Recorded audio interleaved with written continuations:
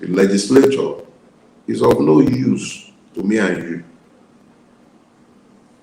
The diarrhea of the monkey has proven not to be the concern of the baboon as far as the legislatures are concerned. So let's look at our executive.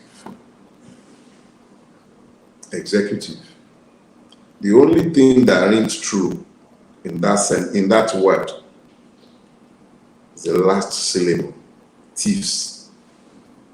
That is all that rings true, because all they do is steal blindly, mindlessly. They are completely shorn of vision, and I'm not talking just about the one that is sat at the top. It's a pyramid of thieves. That the best of them sits at the top of it does not make any difference, because there are little or no exceptions wherever you turn, from local government chairmen all the way to the presidency. Governance is not about the people. It is about keeping the power, the rulers in power and in luxury. So the state of our nation is that today, I used that horrible word. The state of our state today is simple. The man who is the sum of the parts of each and every one of our winners is the one that is sat at the top of the pile today. Bola-Ahmed Tinubu, or the man known as Bola-Ahmed Tinubu, has a lot of baggages around his neck. But I will go as far as to say that there is no president that has sat in that office that didn't carry one bit or the other, or something similar to what this one is carrying. So if you focus on this person, yes, it's very odious, you will be missing the point. The point is that the system can only produce the worst, because the system is designed to produce exactly that. That is why you find them binding together to produce the very best of them. Let me share something with you. In the days before his coronation, I was writing a piece and I titled it "The Nigerian Jollof."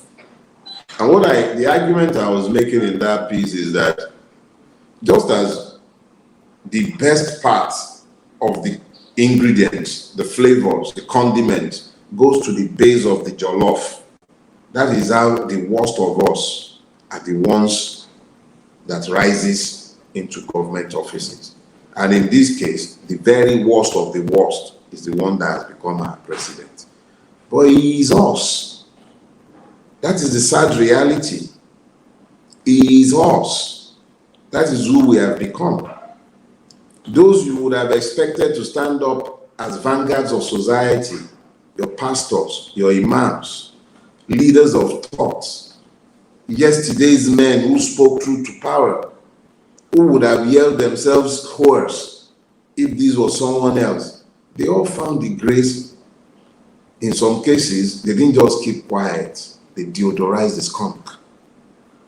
So he is us. That is the state of our nation. A certificate forger, identity thief, drug money launderer, somebody of no provenance sits in our highest office. And the reality of the matter is that that is who we are. It's the sum of all of our parts. We may kick against it from now till kingdom come. And yes, I know we didn't elect him. I'm not suggesting we did, but our society has tolerated it. We've accepted it. Our judiciary, each and every one of those black-robed people that you see wearing wigs, from the lowest of them to the top, they endorse that. That is who we are. That is the state of our state. From the youngest lawyer to the highest, the Sansan to the new wig, that is who we are. When history is written, and generations from now, they read of the place called Nigeria, and remember by then, No FBI file is kept secret forever. So what we knew, even when there were no files out in the open, we know enough as a people, if we were actually a people consumed by virtues, possessed of shame, this wouldn't have happened, but this is who we are, and that is where we are. So today, the state of our executives is that we have thieves, legally ensconced in power. But I have not talked about our judiciary. You know, I am told that the judiciary, but we recited it so many times, it became a mantra. The judiciary is the last hope of the common man. Common man. See this guy behind me. Yeah, in the portrait. Those of you who've heard the story before, you know, I bought the drawing somewhere in Abuja. I was captivated by the look in the eye of the subject, deviance. He pushes a wheelbarrow and he was taking a break from his labor when the artist captured the image. So he sat in his wheelbarrow. You can't see the eye, but the eye, there is defiance in his eye. Dignity of labor. He is what you call the common man. And then you say to him that the judiciary is the last hope of the common man. So it means that when you might have taken everything else away from him, he is left with the hope that he will be able to stand before a judge, some impartial arbiter who will deliver justice to him. The judiciary is the last hope of the common man. That is what the saying goes. You'll find multiple references in the Bible where God exalted judges to do justice. Same thing in the Quran. Every religious tradition holds judges in the highest of esteem. I once read the story of some ruler. I believe it was a Persian ruler who caught his chief judge in the act of stealing and was going to execute him. But he asked him to ask one favor before he was going to be killed. And CJ said, okay, can you please make my son my successor? And the ruler said, okay, no problem. He will succeed you. So he had him killed. And the day they were going to swear in the new CJ, they gave him, the ruler gave him a seat. Told him this is your official chair. But guess what? The chair was made from the skin of his executed father.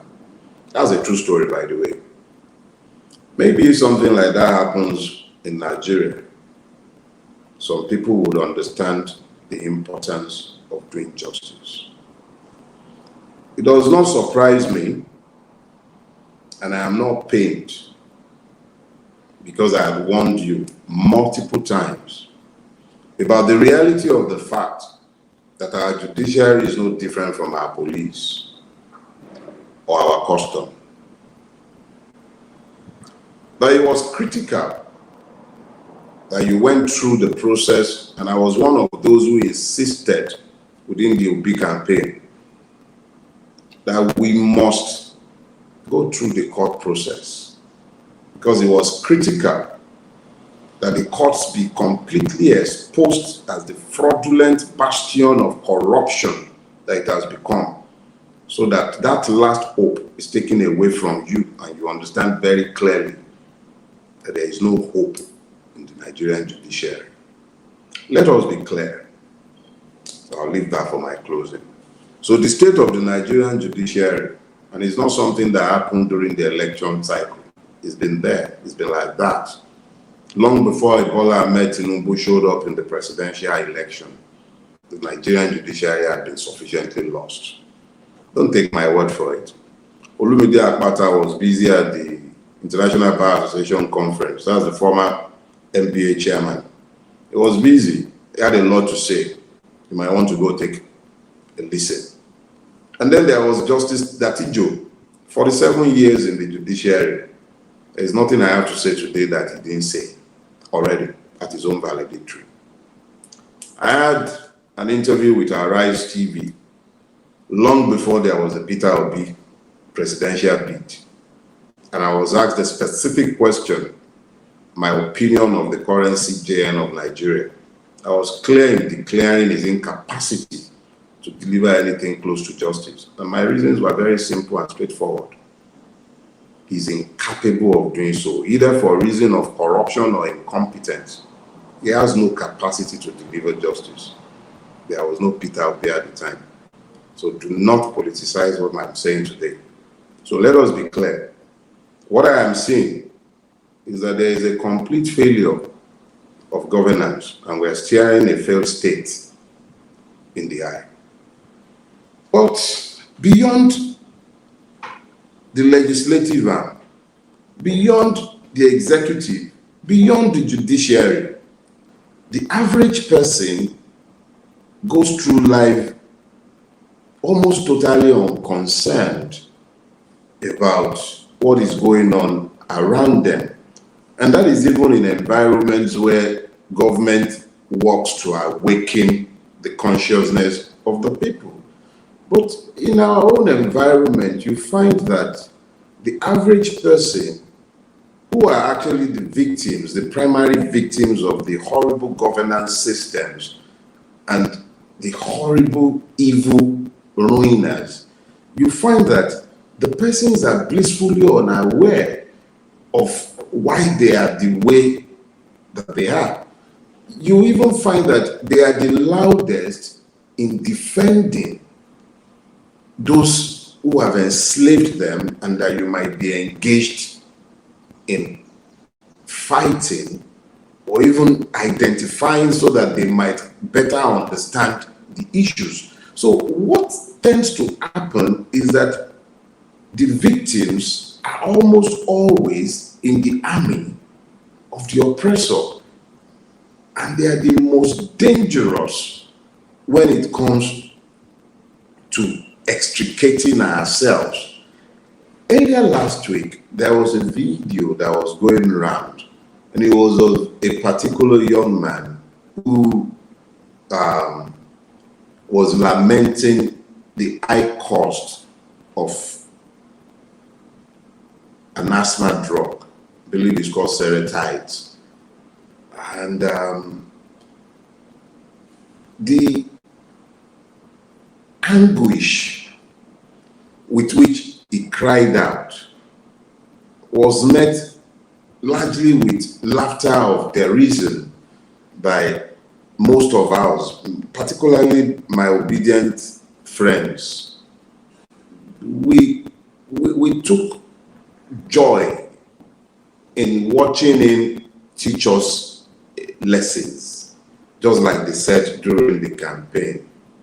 Yeah, it felt good for a lot of people to see those they considered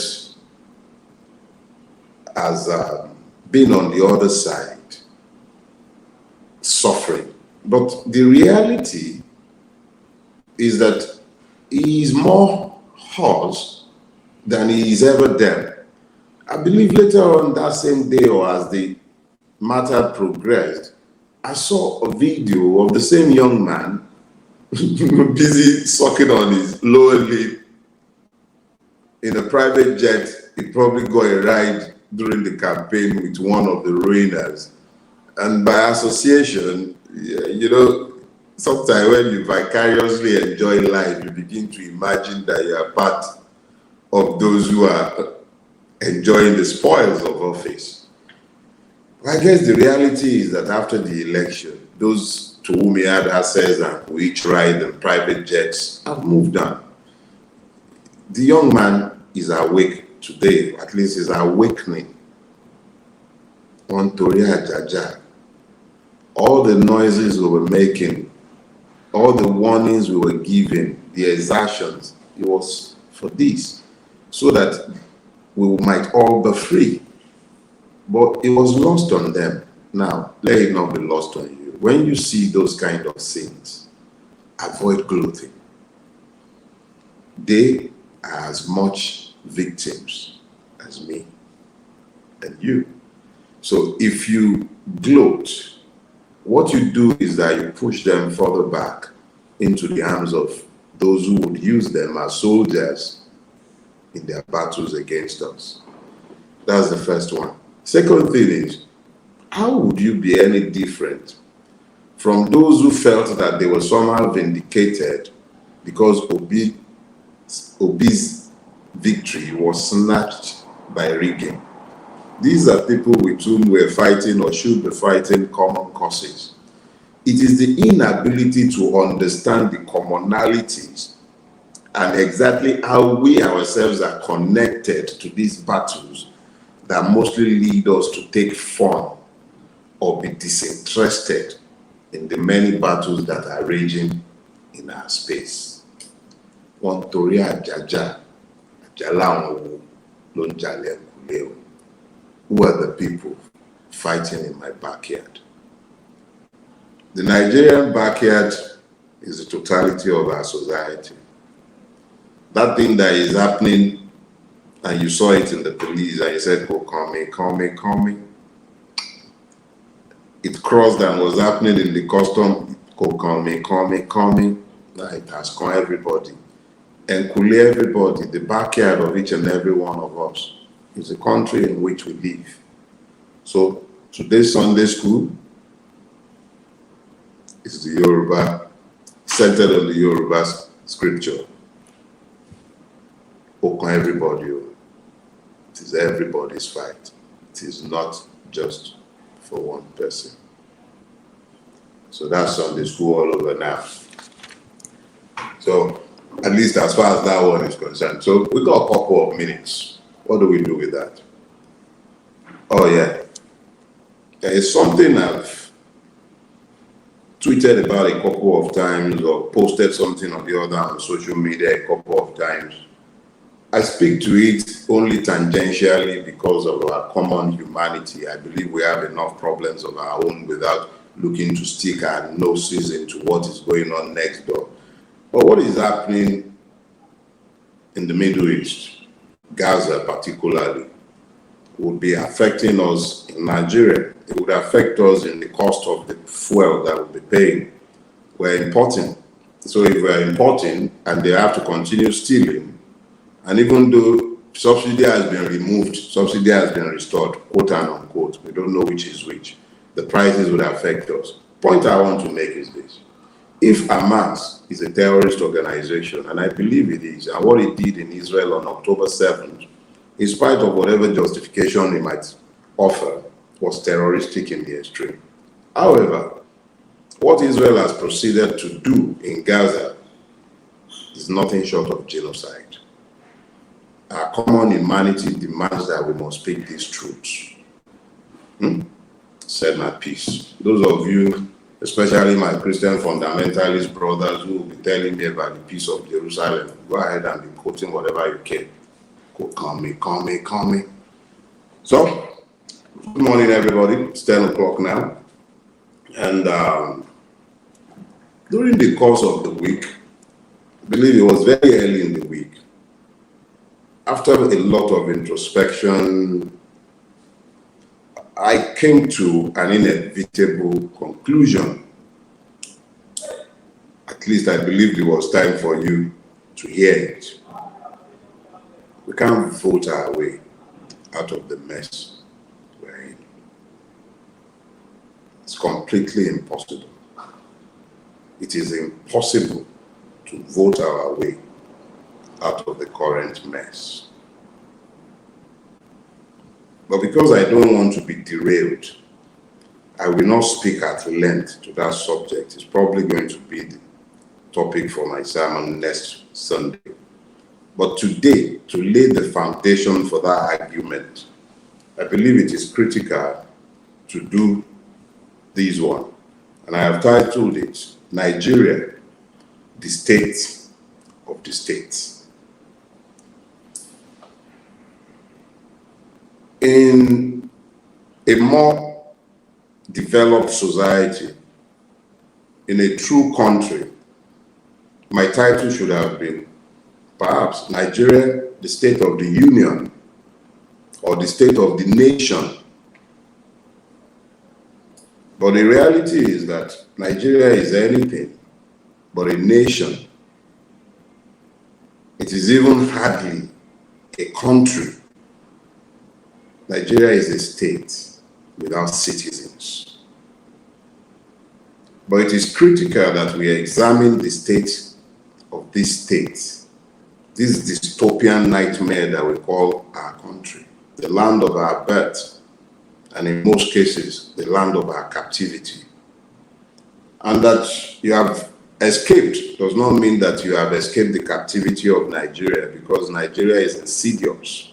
It lives in you, it's inside of you. Some of you are in Finland. I know some. There is a gentleman always coming in from the UK, somewhere around, I think, somewhere in London. I see him Anslo sometimes. He tells me, oh, he's here from Anslo. They are the ones who are most current about what is going on in Nigeria, because Nigeria eats into you. Even when you've escaped, you can't really escape Nigeria. So it is critical that we examine the state of what is essentially the prison of our lives, whether that be physical or mental. Nigeria is essentially a prison for the Nigerian.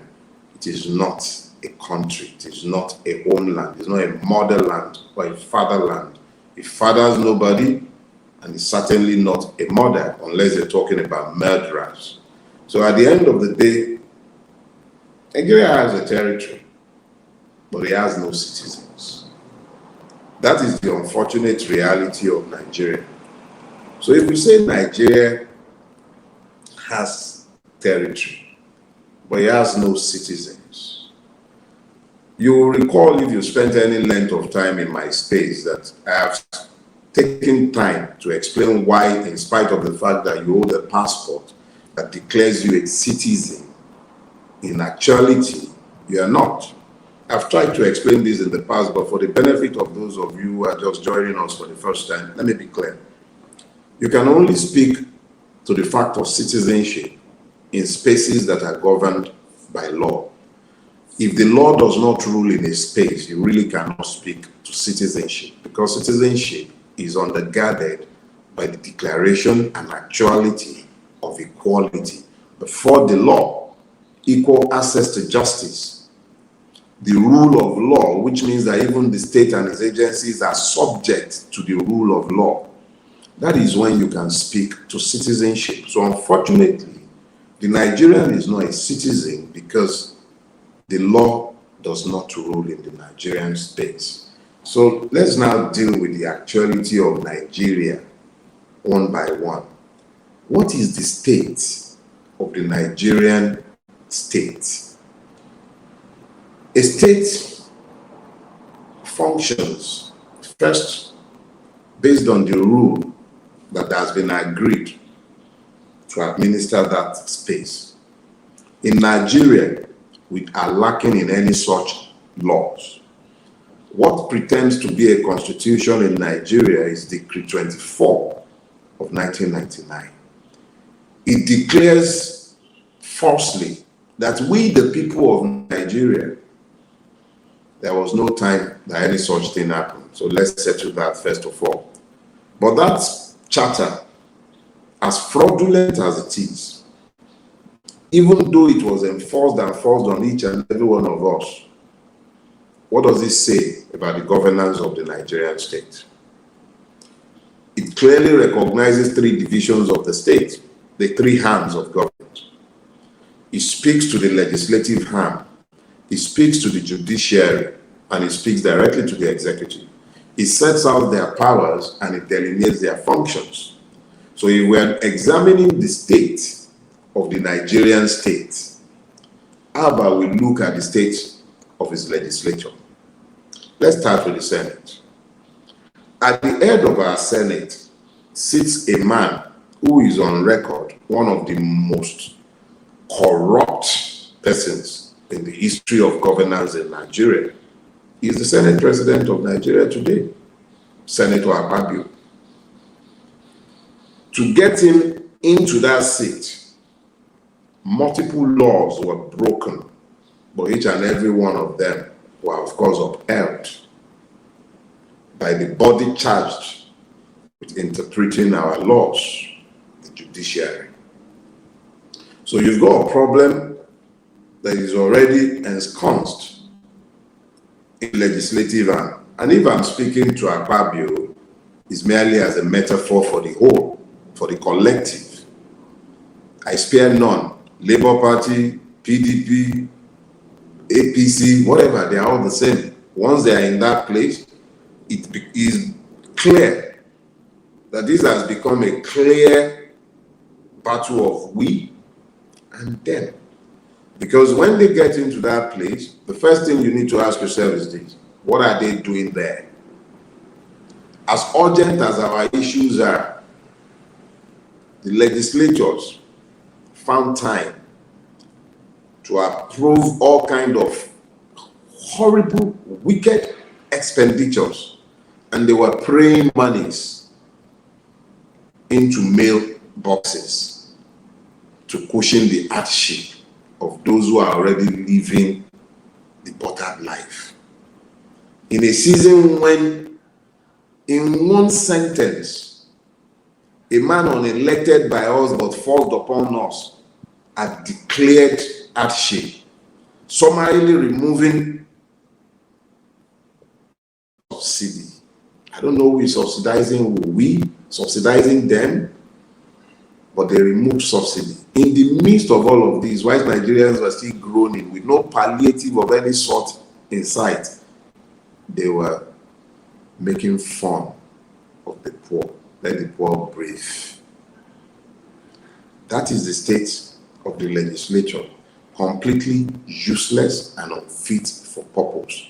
The only thing the legislature is doing is taking care of their own kind, provision and appropriating monies to ensure that the rulers are kept in style. So,